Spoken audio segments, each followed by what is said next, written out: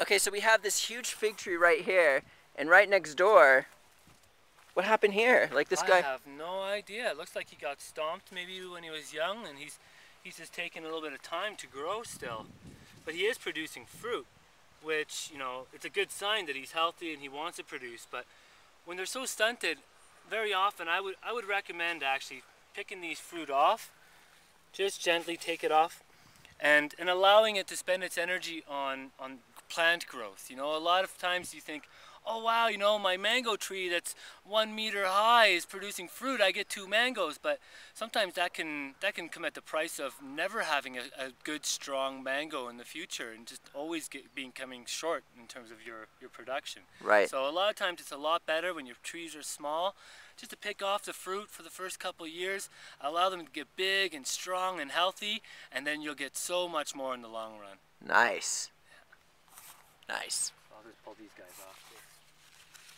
Look at the latex, eh? Yeah. Big mix. There we go.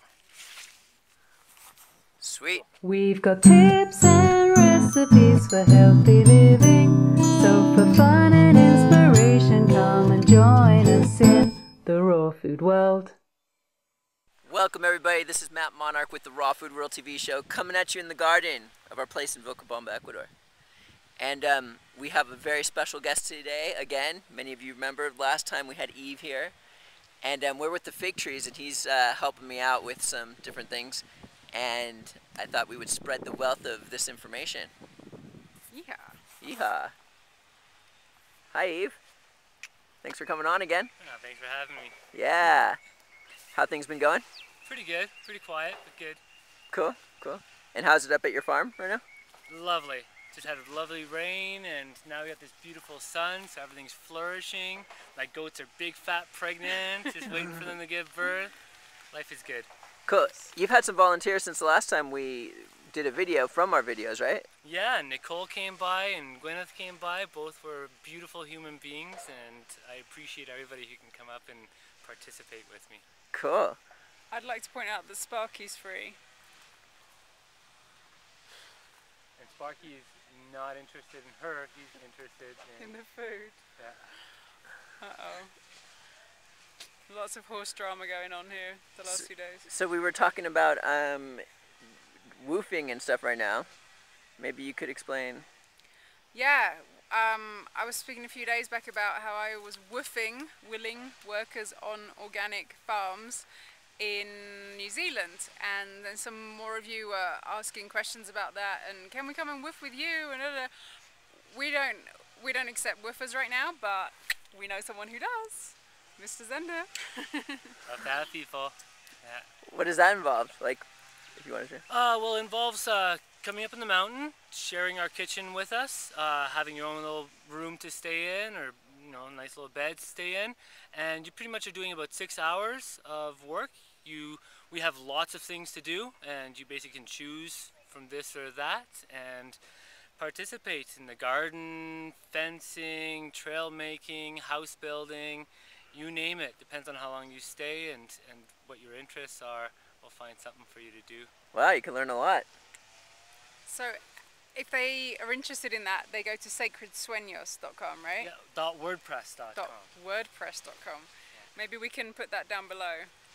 Sacredsueños.wordpress.com. And then they can just email you and work out when to come. If they Exactly. want to Cool. Exactly. And you were pretty impressed with how this fig tree grew so fast, so quickly since the last time you were here.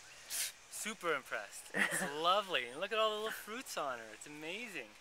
She's doing great.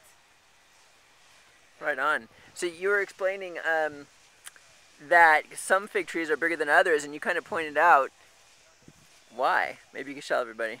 Well, it's more like just looking at the different patterns within your landscape here. And this fig tree is huge, and some of the mulberries are huge. But if you look around, you can see that this weed called casa casa is also huge, just in this little area. And then as soon as you get out of it, you can almost see the border between where there's a lush big green casa casa, and then you see the skinnier, kind of dwindly, yellow-leafed casa casa.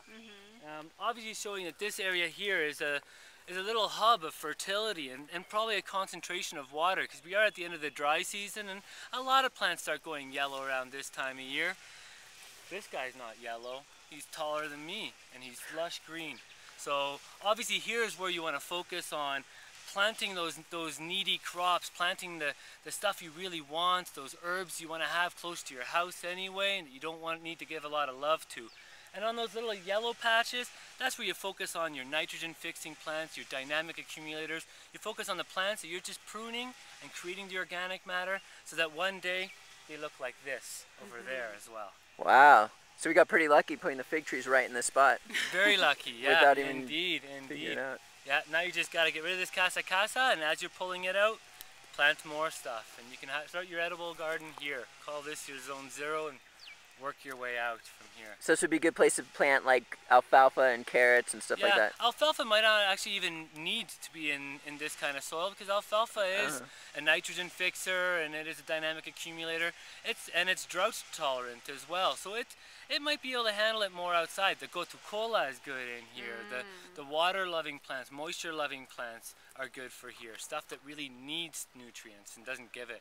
Alfalfa, you might be happy with it still further out of this section. Cool. Maybe you can help us out with the water drip system here, because what I was doing before, I didn't know. Like we just put it like we put the water dripper going right down right where the main trunk is. Yeah, and that's fine when the plant is a baby, you know. Back when you had it in a bag about this big, the drip right where that bag is giving all the water that the roots need.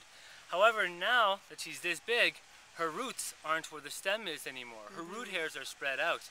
And usually you can tell where their roots are by looking at the drip line. You know, if you look at this leaf, it's almost like it's made to catch the water and allow the water to slowly run down those tips. So every time it rains, there's actually a concentration of water falling right here. This is where the root hairs are. This is where you want to put your mulch. This is where you want to put your compost or whatever nutrients it needs. And of course, this is where you'd like your drip emitters to go in the future. So you'll have to just adjust as your trees grow.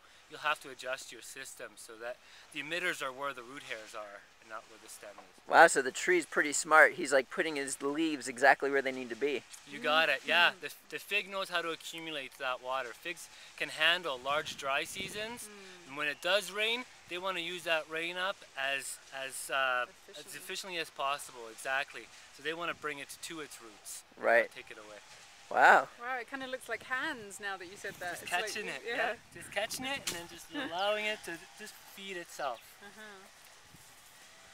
Nice.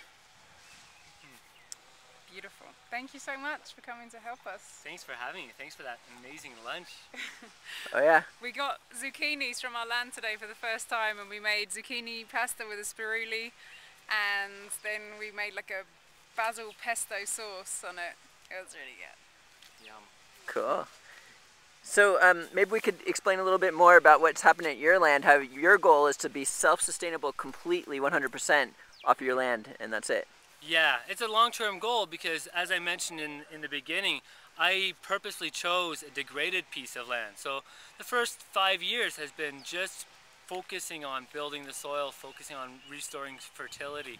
And now we're starting to actually produce a lot of our own food. And the goal will be in about 5 or 10 years to not have to come down here anymore to get food.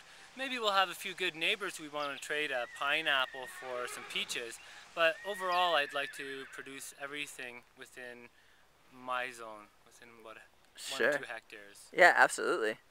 Cool. So you bought degraded land just so you could like fix the earth instead of like already, you know, you wanted to help the earth. Yeah, and my belief is that as our population grows, we are constantly cementing over some of the most fertile parts of this planet. And so there are going to be more people who need to sustain themselves off of worse land.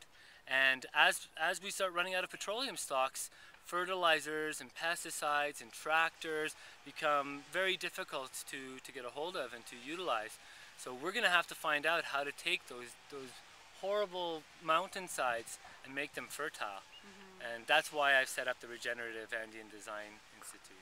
So we can regenerate the soil while having it provide for us. And it's kind of like you're proving it too. I'm proving it when I'm right, and when I'm wrong, I just learn from my mistakes. A lot of it is trial by error, and I have made tons of errors. But I will be able to prove the stuff I got right and the stuff that I'll continue to get right. And you could prove that you can take degraded land and turn it into fertile soil. Come on, visit me, and you'll see how it's been changed. We'll definitely do that. We'll bring the TV show all the way to Eve's house. You're welcome. How long of a hike is it? It's about from the trailhead, it's about a 1.5 to 3.5 hour hike, depending on your physical stature. Wow. That's a big thing. Cool. You can also bring your horses if you'd like. Ah. Yeah. Cool. Okay. Any last questions for Eve, babe? You're good? And who do we got there? Angela Stokes, Monarch. And? Evander. Woo! And Matt Monarch fixing the planet with Eve here. And we'll see you again tomorrow at the Raw Food World TV show. Thanks for joining us. We'll see you again at the Raw Food World.